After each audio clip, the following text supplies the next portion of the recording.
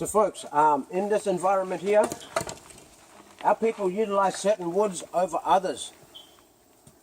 Now one of the prized woods of the rainforest here is red cedar. We call this maracan. We use this wood so much for our dugout boats. The local name for that dugout boat is maracan, red cedar. These are little babies compared to what we had in this rainforest before. They went through this rainforest and cut a lot of the big trees out. Some of them nearly 100 meters tall, about 6 meters in diameter. Some of these up to about 12 meters, stretching out 5 meters. Now these trees here are possibly growing over thousands of years old, but really hard to accurately date because they're all naturally hollowed. But we don't see that as wasted space. In the old days you could walk in there. Because the reason they walked in there is this is where we buried our dead. Burial sites inside the tree. So if the leader, elder, they take him up in the hollowed fork and bury him there. If my grandparents were buried here, I in turn buried here too. That's where you get the common term of family tree from.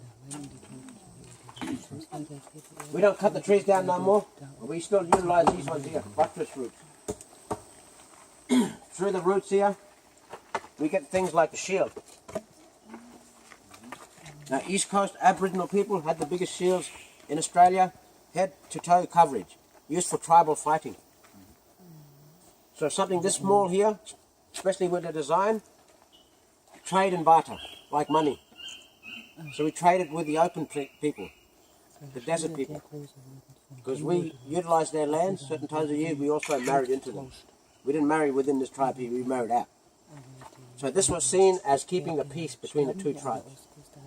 And something they gave us in return was the returning boomerang. And you'll find the returning boomerang does not work here. Won't work. Too many trees. This is the shape that's very common in this rainforest. Because we cut the instruments out of here.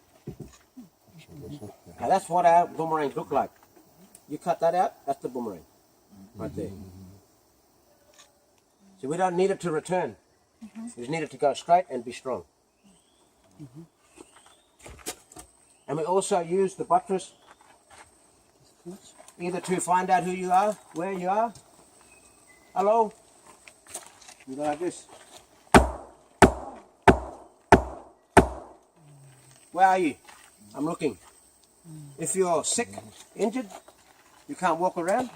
If you keep knocking, we might be able to find you. You keep knocking.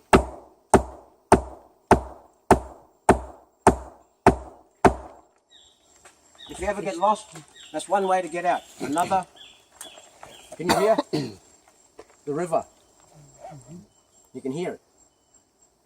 You make your way towards the river that takes you out to the coast. Very easy to get out. But don't swim in the water. You walk on the edge. Because we have crocodiles down there. Not up here. So any questions? Why did you cut all the bigger trees down?